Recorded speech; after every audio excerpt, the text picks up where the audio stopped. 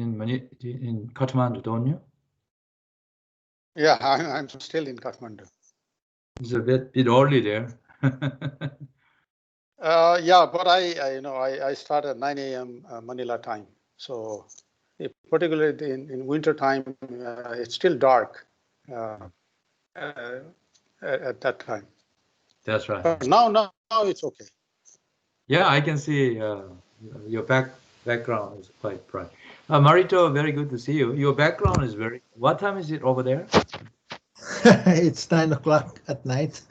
Oh, okay. 13 hours. Fine. Jungsub and Brajesh are using the same background. Yeah, I don't know. That's a good observation. You must be in the same similar, room. slightly. The Brajesh and we coordinate Maybe same, yes. on the outlook. Amazing. Or telepathy. Gyotaro, what is your background? So let's check it out, our synchro ability. Is it Japan? You have a lot of snow? Oh, you are also white. Yeah, but yours is real background. Yours is virtual, no? Oh, mine also real. Yeah. But Huh? Gyotaro, virtual background. The snow a lot there? You're muted it. Yeah. Sorry. I think last night there was snow, but this morning it's okay. It's fine. How about Kathmandu? Kathmandu, it's sort of cold, but not that cold. So if I compare with Japan, it's nothing, but inside is still cold, That's right. The Kathmandu, you don't rarely see snow, right? Oh, we don't get snow. It's actually, if we get snow, that may be after 40 years or 30 years. That's right. Oh. Now I think Juka. Juka might be from the snow country. Juka. But now I'm in Manila, so yeah, no snow here. No snow. Yeah, but I'm in Manila. He's in Manila. Yeah, in Quezon, there's snow this winter. Yeah. So he adopted a new country, so it's. But in the Finland, it must be a lot of snow, don't they? Yeah, now this winter is, even in Helsinki, it's half meter of snow. So a lot. Oh my God, half meter snow. Yeah. Wow. So the Brajesh, shall we start? Yeah, let's start. Okay, so good morning, everybody. It is a great pleasure to have this webinar series again with South Asia and Education Sector Group. Today we have a very interesting and hot topic on regulations and policies on credit transfers. This cannot be more timely given the impact of COVID. So we have Marito Garcia. Marito has been working with ADB for quite some time now. He is a very well-known, I think, expert within ADB. He is a fellow of Darden School of Business at University of Virginia in the US. He served as sector manager for education for Latin America and the Caribbean at the World Bank, and now is doing consultancy for ADB. So without spending too much time on this, I would like to request Marito to make his presentation. It will be roughly around 30 minutes so that we'll have time for Q&A after that, given the interest on this topic. So Marito, most welcome. Please go ahead. Thank you very much, Rajesh. Thank you, everybody, for coming. First of all, I'd like to give thanks to Ryotaro here for thinking about this topic, and also to Lynette for sharing some information from Indonesia and Malaysia on this very important topic. So it's about credit transfers of online courses, looking at the regulatory frameworks and policies in 4 countries. That's what I'm going to speak about today. Let me just...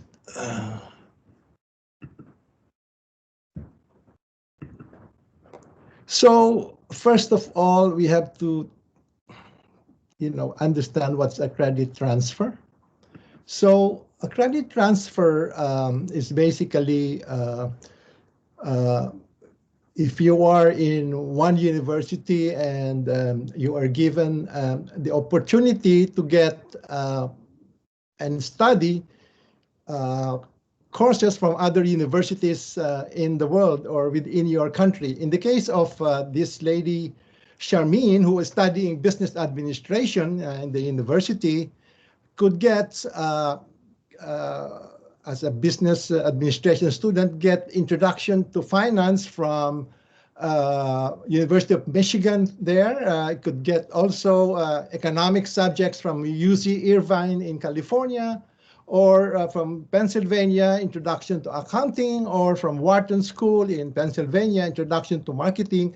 And all of those courses are credit-bearing and will be embedded in her own business administration course and credited in the transcript. So that's basically credit transfer of courses into your program. So today, we will look at 4 cases in the world on regulations and policies on the transfer of MOOCs for higher education delivery. And we look at when it was launched, the amount and the volume of credit transfer, the quality assurance mechanism, the assessment mechanism for the transfer, and how it is recognized, and within also the national qualifications framework, and the course provider where these courses are available in the country. So in the first case is Malaysia.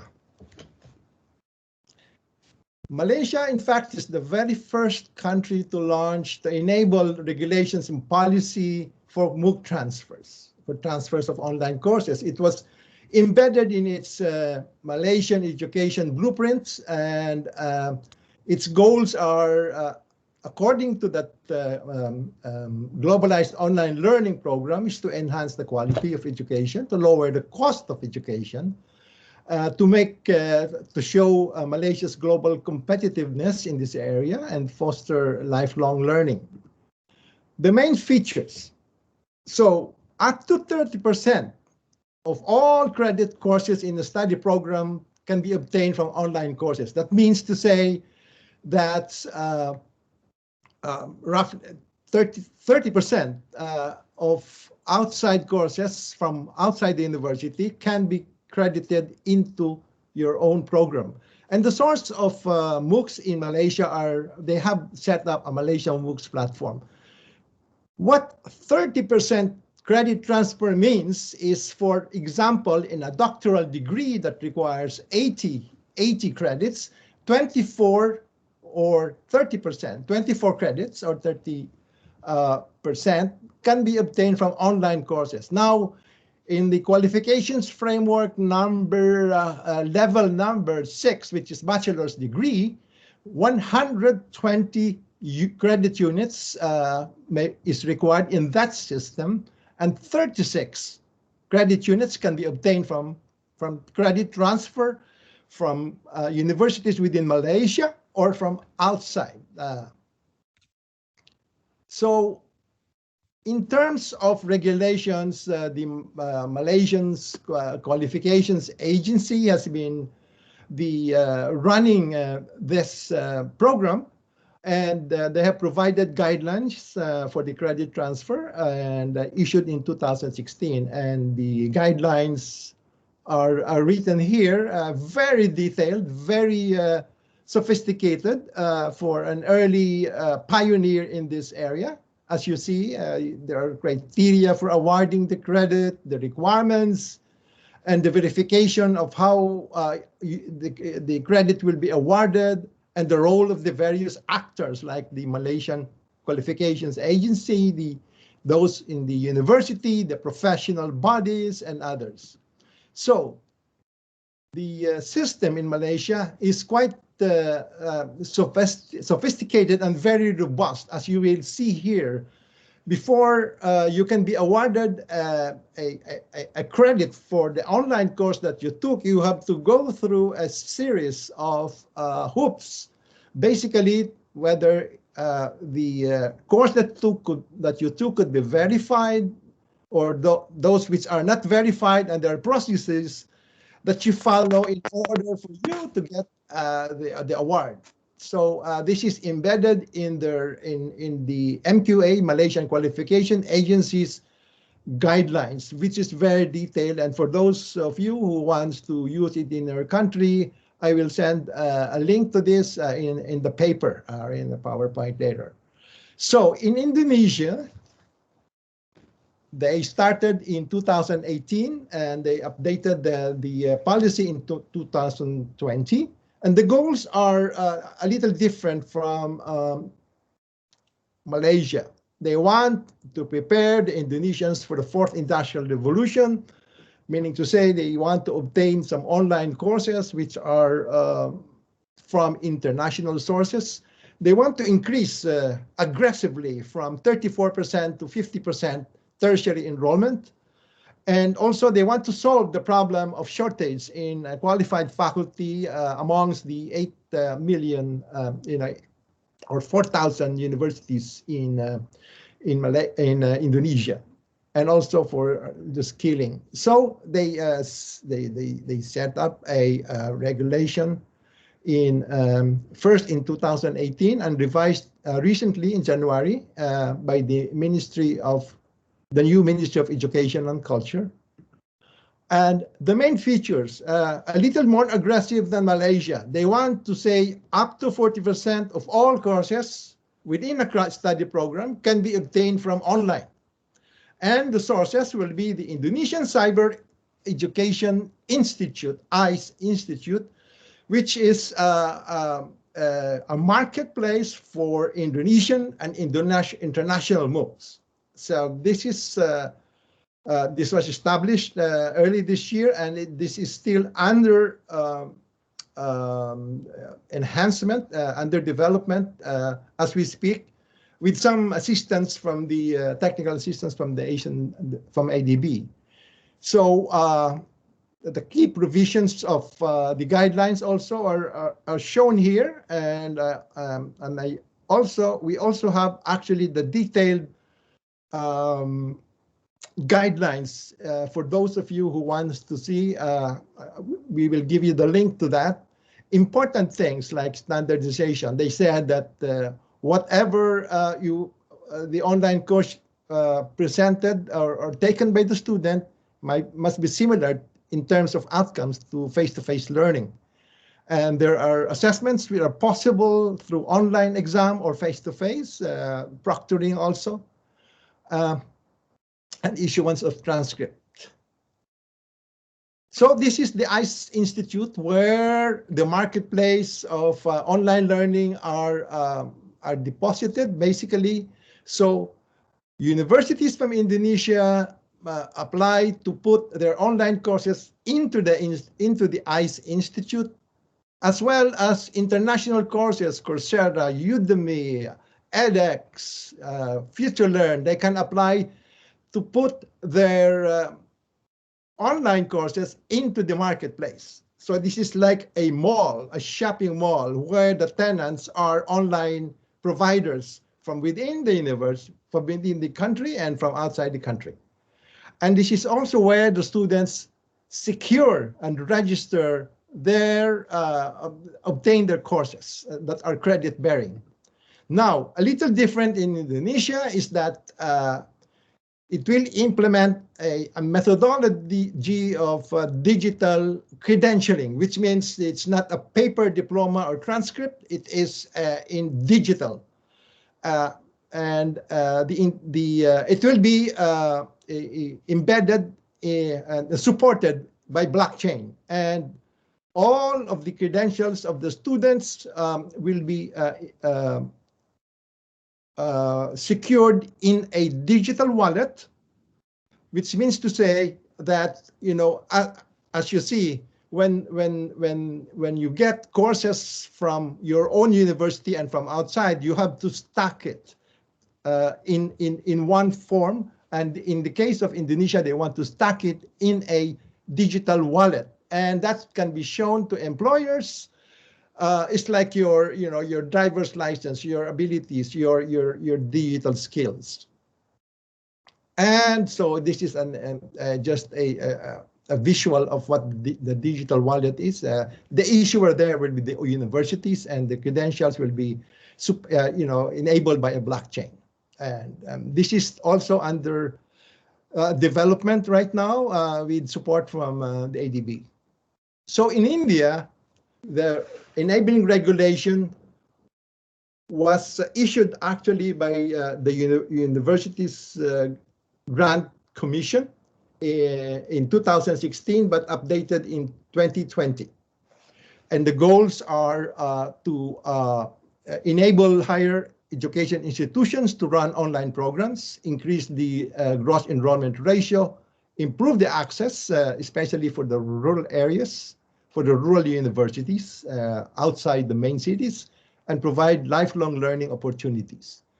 And this is side by side with that regulation was the creation of an online platform called Swayam. This is the equivalent of the ICE Institute in Indonesia I mentioned, or the Malaysian MOOCs platform. So, and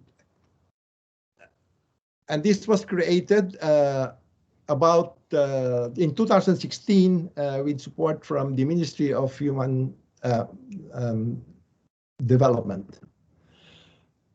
In India, they started with 20% limit in the credit transfers. They upped the stake to 40% recently in 2020, but they started with 20%. So 40% now can be obtained from online courses, and the platform is Swayam. So what's good here in India is that I think they have the most robust content because the courses that are in Swayam come from the best universities and centers of excellence in India, and they are coordinated by different professional associations or by groups. Like in the case of engineering, for example, the National Program for Technology Enhanced Learning, MPTEL, is taking care of the engineering courses. Whereas, for example,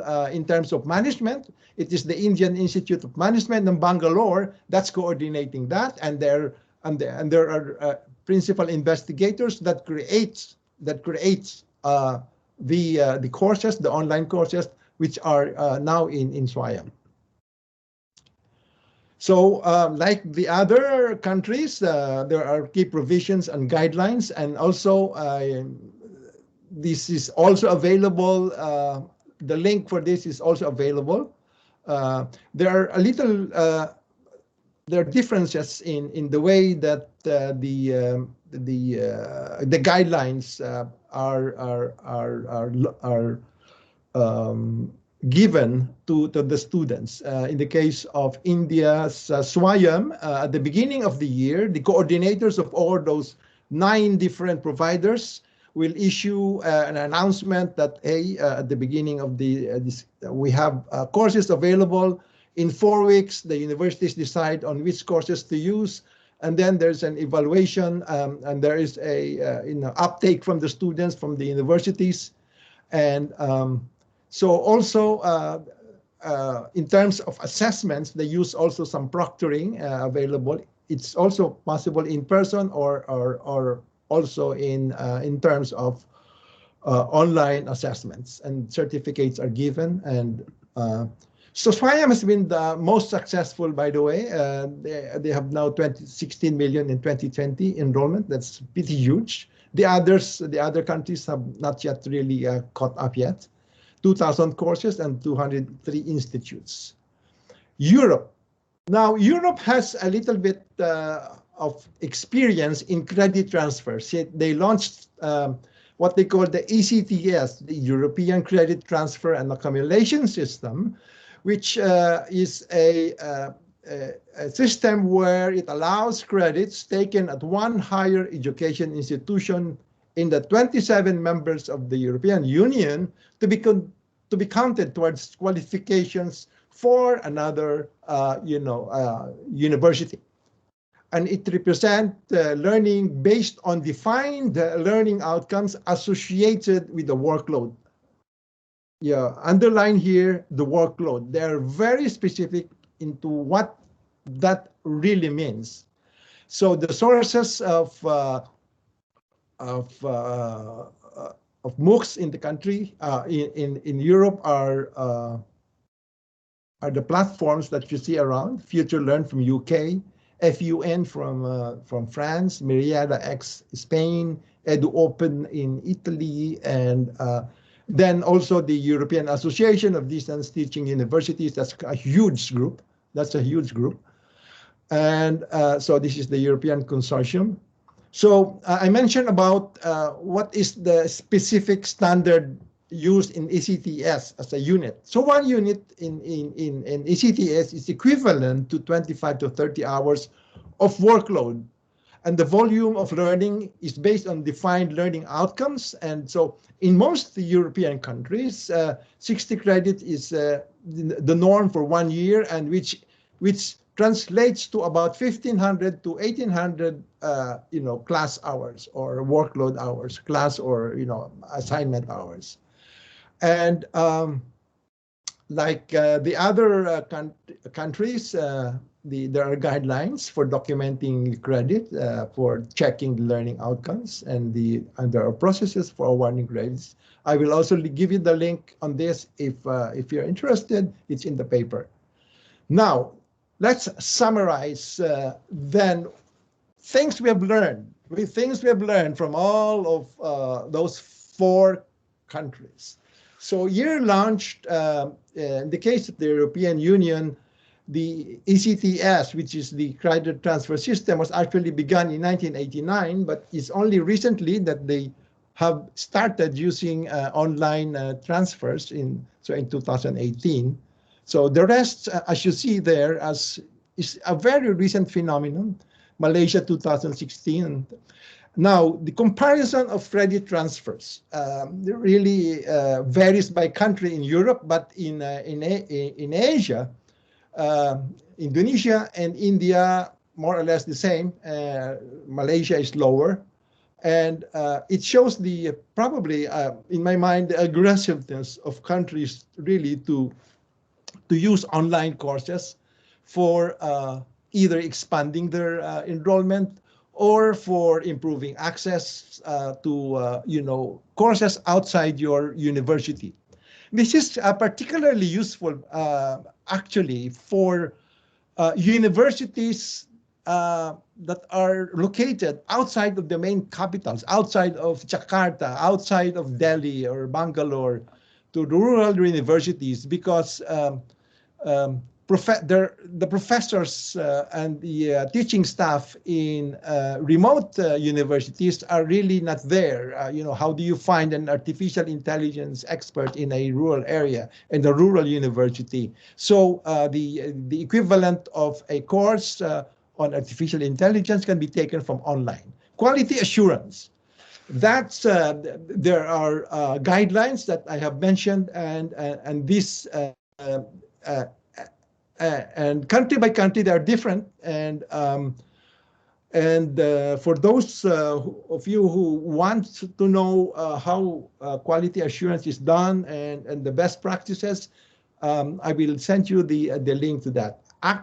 Assessment also is of courses online are either done by proctoring or in person or online.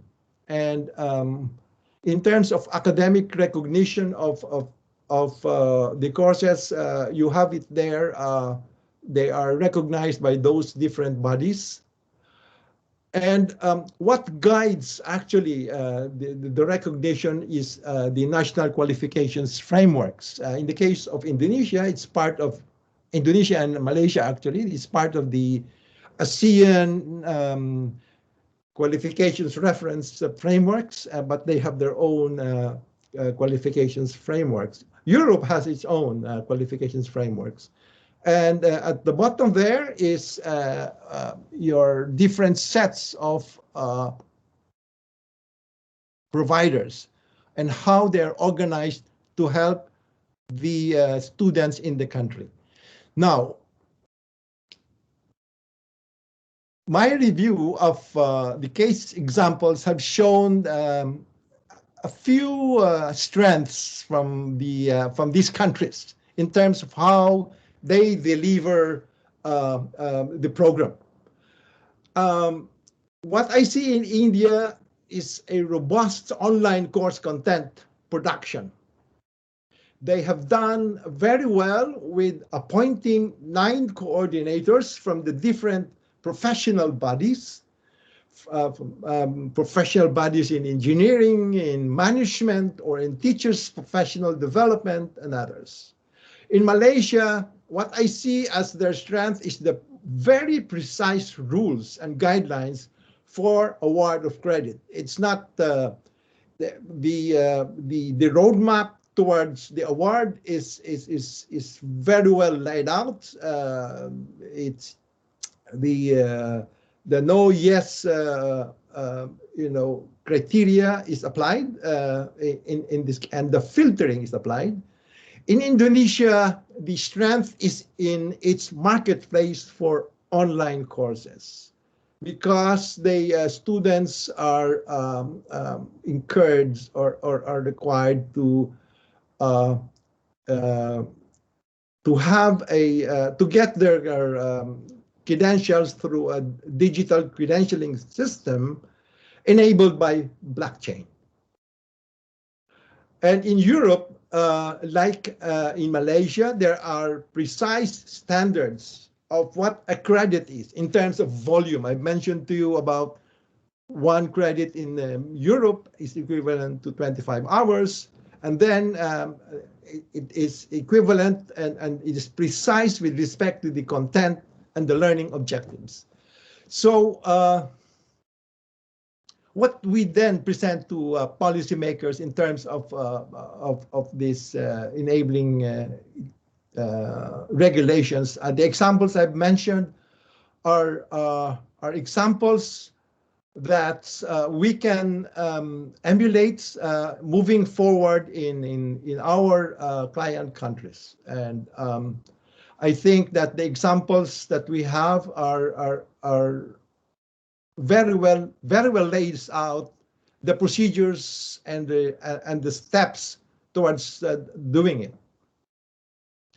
Now, also one option for us to help in massifying the use of online learning, now that most of the universities have experienced online learning with the COVID-19 pandemic, is to look at the cost-benefit analysis of moving online. And happily, we have 3 case studies done in the US by Boston Consulting and Arizona State University. I just quickly present to you this additional information that is here.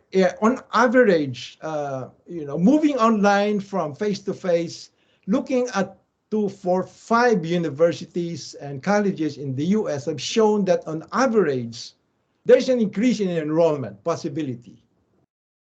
That's a major finding from this study. And the success factors for those universities that went online are use of the blended model, investment in design and development of high-quality courses, engagement of faculty, and support to the students, and the strengthening of monitoring, as an example. So in that study, the cost-benefit analysis was done, and on average, you will see that there is, on a per unit basis, there is a decline in the cost per unit. For example, in Florida, it's cost $66 less per unit. In Houston, $12 less, and so on.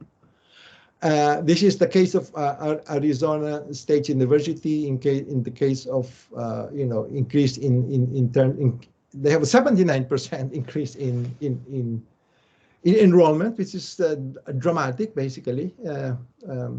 And so I know that Professor Hewa Matagi from Sri Lanka is on the audience, and I just did a simulation of what if we apply the learning from the U.S. study on universities moving to online. Currently, there is a 138,000 enrollment in tertiary in Sri Lanka, and if we apply online learning, blended learning, without constructing new classrooms, it is projected that it is possible that if within using existing classrooms, but with investments in technology, that immediately you could raise enrollment from 138,000 to 207,000. So in conclusion, I'd like to note that especially that enabling regulations and policies are critical towards the use of online learning in countries. Of course, there are pain points especially on connectivity. And I can talk about connectivity also later on if there are questions around that. And but in terms of regulations, 4 countries and the 4 groups have shown that it can be done. I mean, increasing the use of online, increasing enrollment possibilities, using online for countries, and enable quality as well as better access to tertiary education. Thank you. Thank you, Brajesh. Yeah, thank you. Thank you very much, Marito, for a very good presentation, and particularly compiling, experiences from different countries, and you can clearly see complementary initiatives. There are several questions already posted. Why don't you go to the chat box and we start looking at the question. So Paul has, for example, let's start with Paul. Can it be used for all disciplines such as medicine and engineering? Should I answer that, or you will? Yes. So you just go through the questions and then you pick up, as we move along. And I have also some questions. I mentioned about blended learning. Blended learning is when part is face-to-face and part is online. That's a very good question, because that has been the experience in many countries where, in fact, some courses which are practical would need to have face-to-face interaction. But additionally, there are new technologies now that are being used. For example, virtual reality for medicine, where remote telemedicine is possible. Of course, you cannot operate on the screen. You operate on people in terms of surgery. So the use of online courses could be for the theoretical part of it, but the practical part will be face-to-face.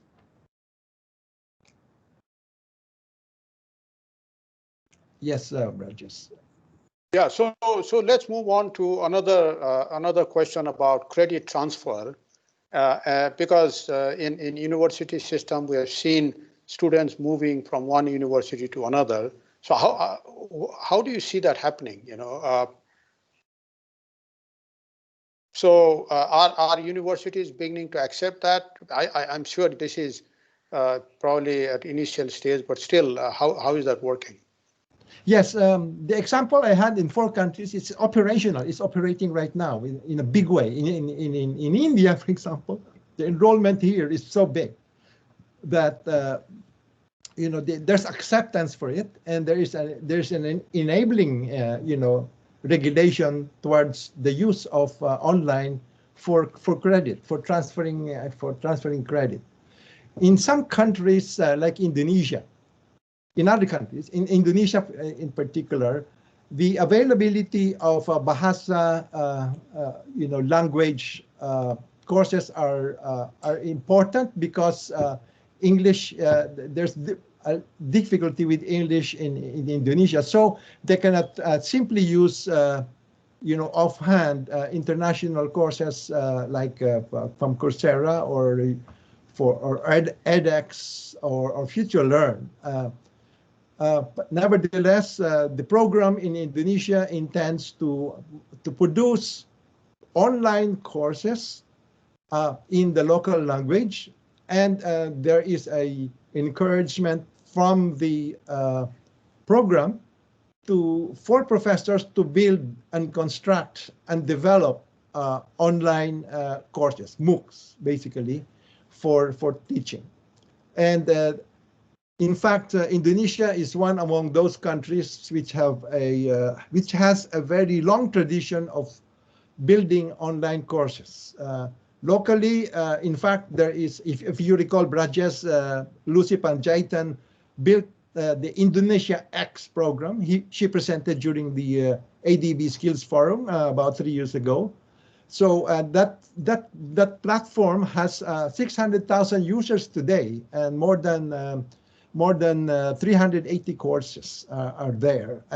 And also through what they call the ESPADA program in the Indonesian Ministry of Education, they developed online programs also. But the intention is not only to use national or local courses built by universities, but also to get international courses from all over the world. Coursera, for example, has courses from about 60 countries, courses from different, not only from the US, but also from other countries. And platforms like Udacity generally provides IT courses, which are useful and very handy for fourth industrial revolution subjects. Okay, thank you, Marito. There are now quite a few questions, so maybe you can respond to some 2 or 3 at a time. Next one is whether there is anything similar in the Philippines, and Lynette is saying she's not aware of it. Maybe you can comment on that. Another question is about MOOC is famous. Ryotaro is saying MOOC is famous for high dropout. Is this incentive for credit transfer changing the completion rate? Because now with this coordinated effort from governments to allow this, the dropout obviously has to be reduced significantly, and because of the ecosystem approach, I'm sure there must be some already indication about it. And the third one, follow-up from Paul, is generally credits are taken by developing country students from courses offered by developed country online courses, but not vice versa. So there you go. 3 quick observation comments. Quick question, quick answer on the last one. Actually, it's also the reverse. In the case of Malaysia, they offer courses which are taken by international courses. There are courses in China taken by other countries. There are courses in South Africa that are taken by other universities. So the direction today is already two-way. On the high dropout rate, I think there is such a thing like a micro credential, which is a creation of all of these MOOCs providers, which try to piece together courses that are useful for employment demanded by the employers. For example, IT is very much in demand in the world today. According to Udacity, which is one of the biggest providers of IT courses in the world, they said that the reason why they pivoted from the courses obtained from universities towards courses that they develop together with industry, with the technology firms in the Silicon Valley. The reason for that is that it's because the world's demand for IT and those kinds of courses, the demand exceeds supply. The global total of all university graduates in IT today, they said, is only 1 million total, whereas the total demand is about 3 million. So there's a deficit. That's why they're concentrating on those kinds of courses. In the Philippines, the question of Lynette here, I am not aware that online courses are being allowed, enabled, but I know that CHED has reviewed this question about 3 or 4 years ago, but I haven't had the chance to review whether the regulation has progressed. All right, then we have another, question, one from Ryotaro. It's about, will there be any mentors supporting students at university or regulation encouraging university to assign mentors? That's one question. Gisun is asking, in case of India, choice of the online courses will be made by the university, not individual students, unlike Malaysia or Indonesia. Is that correct? So why don't you go ahead, Marito? Yeah. Mentors is usually a new model, actually. In online platforms like Udacity, in addition to taking the course, the student has an option to get a mentor or a coach. They call a coach, and the coach is part of the fee that you pay. And the coach can be anywhere around the world for you to support your learning, basically. So that process actually is being replicated in many other platforms in the world. To Gisong's question, did she say, Gisong? Did you say you? Did you say that your question was, are the students on their own? Choice of the online courses will be made by the university, not individual students, unlike Malaysia or Indonesia. Is that correct? The choice is done by the student, but the choice of what courses from the 9 coordinators will be presented by the university to the students will be done by the university, basically. So in other words, when SWAYAM announces, okay, we have 100 new courses here offered, then I am in the University of Bangalore, and I will say, okay, for this year, my students, for this year, we will accept 4 of the 100 as credit courses in our university, and that's where the students will choose. So it's ultimately the choice of the students. Okay. Gisun, you want to add anything to this?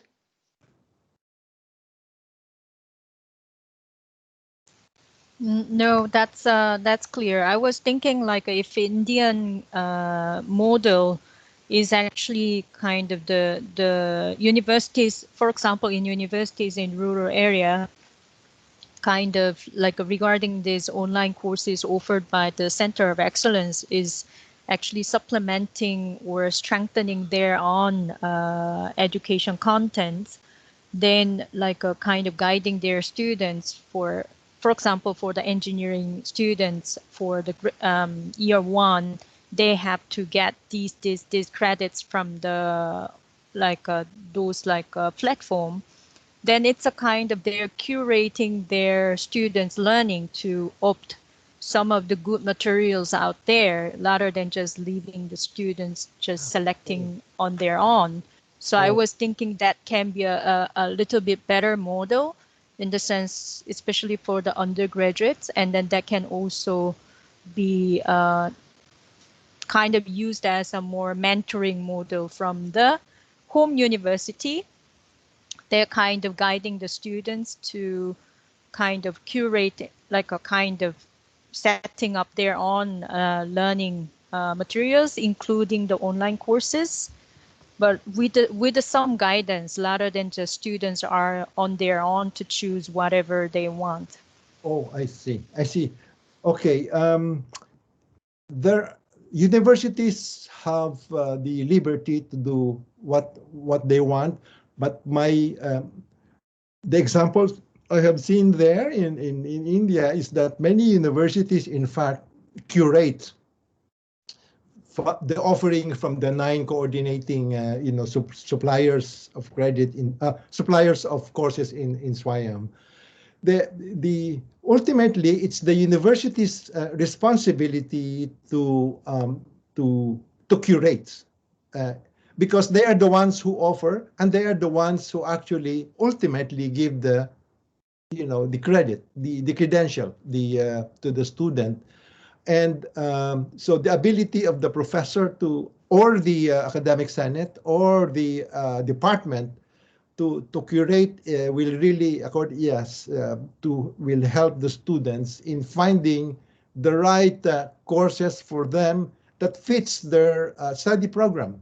If I were in business, if I could get an accounting course from another university in Singapore, for example, or compare that to a university offering from Tokyo, for example, then the professor will be able to to really assist the students in guiding them their career path on this. Thanks, Marito. So there are several questions, so let's move on fast.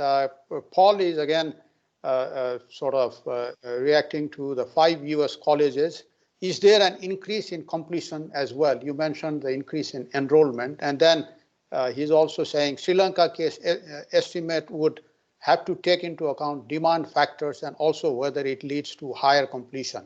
I think that's a very important point. And then Mikyung is saying, as for the credit wallet in Indonesia, which organization administers credit wallet system and issues the credential that students get from different institutions? Please go ahead. Yeah, the completion rate actually in many universities have improved because especially University of Arizona, the completions have improved because for some reason the blended learning approach has enabled a better appreciation for the theory as well as the practice of it, of the course in also there are studies that have shown that if the course is for a fee, the higher probability of completion rate is. On the question about the second one was around Mikyung's question around who administers the wallet, Oh, okay. The wallet is administered by the ICE Institute, the Indonesia Cyber Education Institute, and the wallet. This is still under development, but the wallet is issued by is developed and to be issued by the institute as part of the credentialing system. All right, thanks, Marito. Again, Gisun is asking, what about the concerns over quality? I think you touched about quality assurance. DMC universities quality challenges with the current level of enrollment. So they have a lot of concerns. Without measures to assure quality, going online to increase enrollment may undermine the credibility of higher education. A commonly raised objection from the higher education stakeholders. So that's about quality assurance. And Jigan is asking, what is the actual percentage of utilization of online credit in Europe? If it is low, what are the major reasons preventing adopting the online credit approach? So why don't you provide quick response? There are more questions. Quick one on Europe. I'm not aware. I haven't reviewed yet the completion rate there. Quality assurance, as we have seen in the case of Malaysia, they are very strict about the controls on the use of online for quality assurance. There is very detailed rules about proctoring. There's also very detailed rules about whether the online course is verified or not verified. If it's not verified, what are the alternative ways to assure that the learner actually learned anything? And that is done through a process. For example, by production of by oral examination of the student and so on. So there are steps to ensure that it is not a paper mill. I mean, it's not a diploma mill in the case of. But in terms of quality, there are many examples in Europe as well as examples in Malaysia and India to ensure that quality is there. And the good thing with online courses is that, like what Yutaro has mentioned and has asked about, there is a possibility of mentoring, meaning one-on-one, which is not possible in a typical class, right? So, in a typical class, the teacher has 30 students, whereas in an online course, you could do it one-on-one. And there is in an online course, as mentioned also by the founder of Coursera, Daphne Kohler, she mentioned that an online course is delivered through the computer. So unlike the professor, the computer will not complain if you repeat the subject, the course 3 times, 4 times, or 5 times until you get the subject, until you get the learning out of the course. And in fact, related to that is the fact that online learning is almost like what Bloom says as mastery learning. What is mastery learning? Mastery learning is you drill on the subject until you get it right? So this is true for online courses because the computer will not complain if you go back and review the courses in many times, many number of times. Okay, thanks.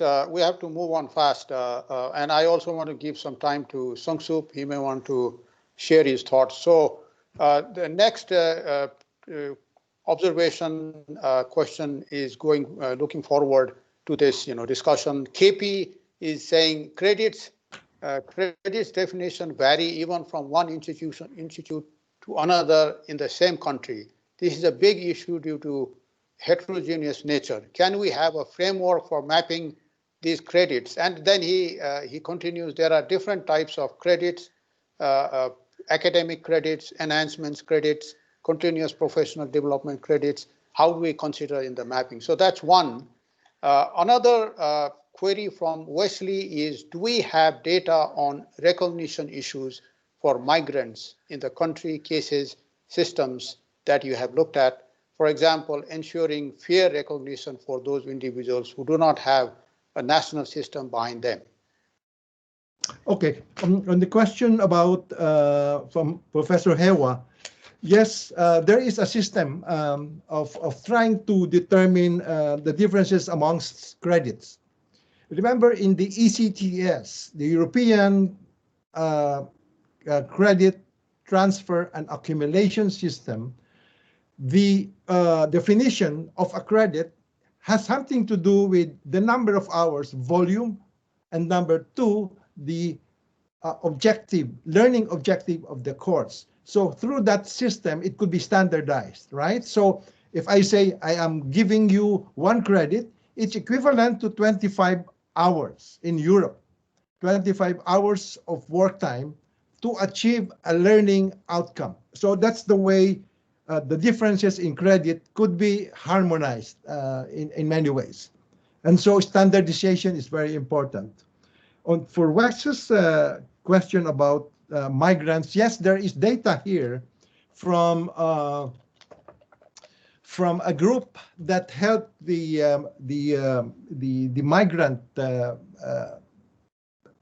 migrants in Turkey from Syria, where they used a system of helping the migrants to obtain education, and it was documented by a person named Simone Ravaioli from University of Bologna on documenting this. And so I will refer you, Wes, to him for questions on specifically on those. Great. We're doing quite well, but we are, coming to the end of the hour. Lynette is saying very informative presentation. Kindly share all the, materials. Our team will do that, and if there is anything, we'll also follow up with Marito on this one. Professor Hewa is saying online badges and credits. How do you think them in the online learning context? So that's one. And then Gisun is saying, any observations that you can make on the reaction or appreciation of the employers' job market on the credentials consisting of online courses? Back to you, Marito. Yeah, yes. On Professor Hewa's question on budgets and credit, there is a movement now, both in the United States and in Europe, regarding the use of what they call micro-credentials. Okay, micro-credentials are actually, for those of you who have taken, for example, Coursera courses, when you complete a course, you're given a certificate, right? A certificate of completion, a certificate of having passed, verified certificate. That verified certificate, when you combine the several courses into a bunch of courses, and for which is now being called by Coursera as specialization, which are specializations which are skills that is demanded by the market, basically. So they are trying to configure different courses, combining them to produce a what they call a micro-credential.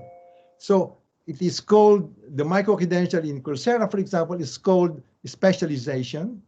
The micro-credential in Udacity is called nano degree, which is a combination of 3 or 4 courses to produce a nano degree. A nano degree, for example, could be a specialization in IT, where the subjects are coding or Python, or combining all of those to produce one skill, which the market is demanding. The reaction to Gisung's question, the reactions of these online courses with respect to the employers is actually gaining a lot of traction.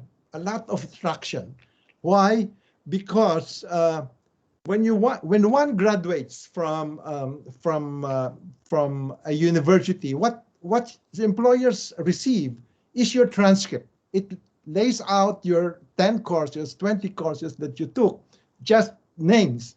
Whereas in using micro-credential, for example, where the badges are embedded in your, for example, digital wallet of skills, the employers would like to see those details of your skills, your competencies. So aside from a grade in Economics 101, you will have, for example, taken a course in European economic history, or you have taken a course in specialized programs, which employers actually need and use.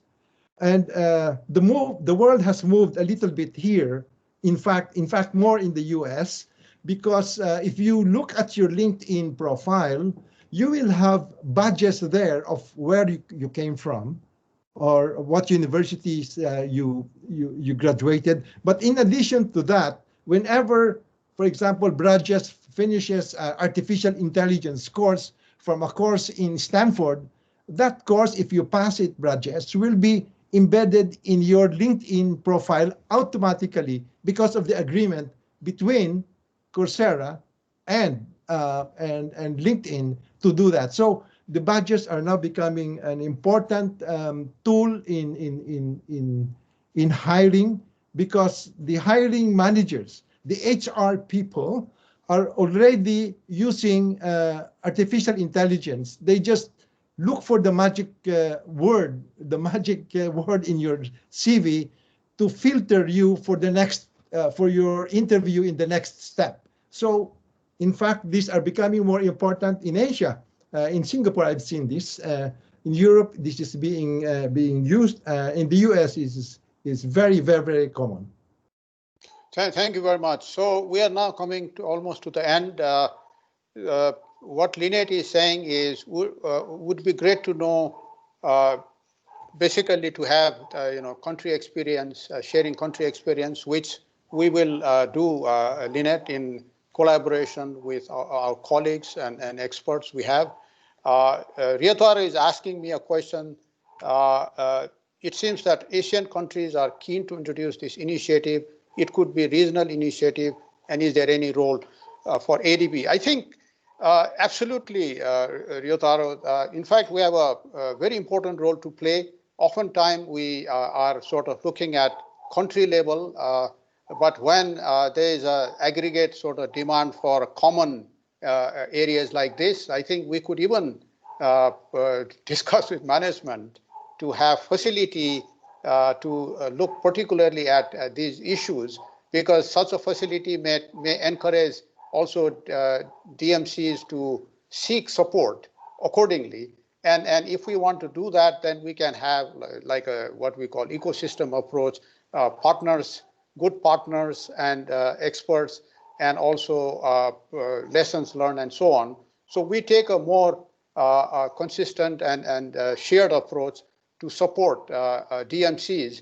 And DMCs would be particularly interested to learn from different initiatives because they want to do it properly. And this is going to the future. So I think we have to take a more concerted effort on this. So this is a very good point. Songsup, you want to share your thoughts? Sure. This meeting seminar was very useful. Was very timely, also highly informative and relevant to our operation. That well, I think, the proven and demonstrate by observing lively and also active participation of the all staff here. I thought about a couple of things. First, this, as you mentioned, that the MOOC or online education, perhaps the future of the education sector, we needed disruptive also reform and change. Coronavirus, these events perhaps provided it an opportunity to us, but through the MOOC, we can have it a cross-university or cross-stakeholder collaboration possible. Before, it was very difficult. We work within the silo education sector. That, I think, we have to change.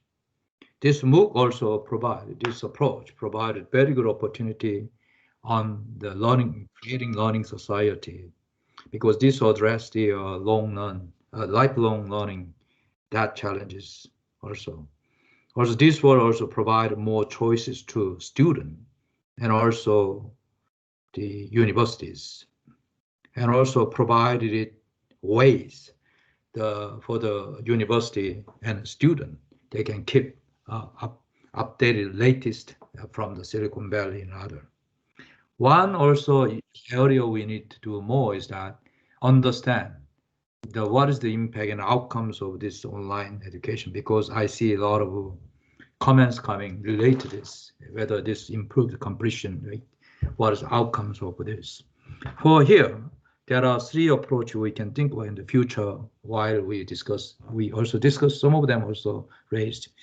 I also support we perhaps consider regional initiative, not the big way, start something that from ADB angle. Second one, I think the Marito, you mentioned importance of the branded learning. That I think is very, very important. Now it's become as a good practice, but we need to go beyond the branded learning. We perhaps consider even hybrid learning beyond the school. That perhaps that the combining this, that we're moving toward hybrid approach, we can have it better, high chance to deliver better outcome and deliver the impacts of this. I think in this regard that Marito mentioned about nano degree and micro credential, and this is a good way because our cumulative of this, say, we can have a stack approach. We can have it like 10 nano degree or micro credential. That can be one credit we can think about.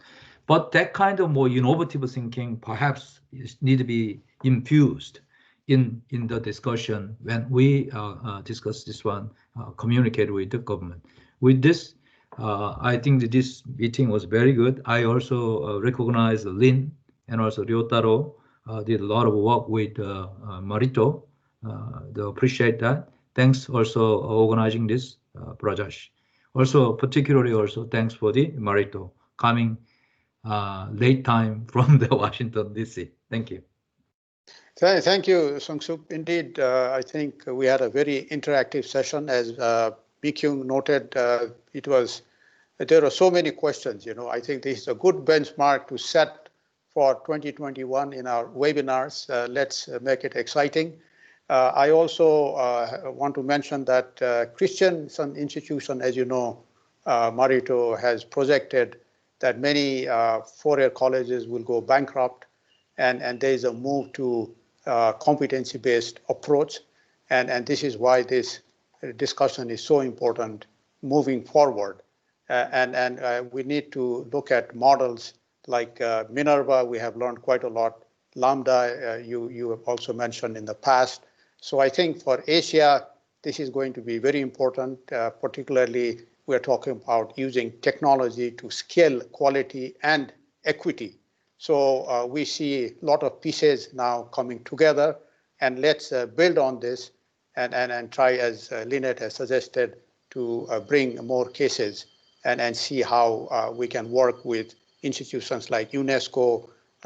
Wesley has also said they are also very keen to collaborate. So this is the, I think, way forward. So thank you all, particularly Ryotaro, Lynette, for your continuing collaboration in this work. So we'll have more in the future. So thanks, everyone. Take care.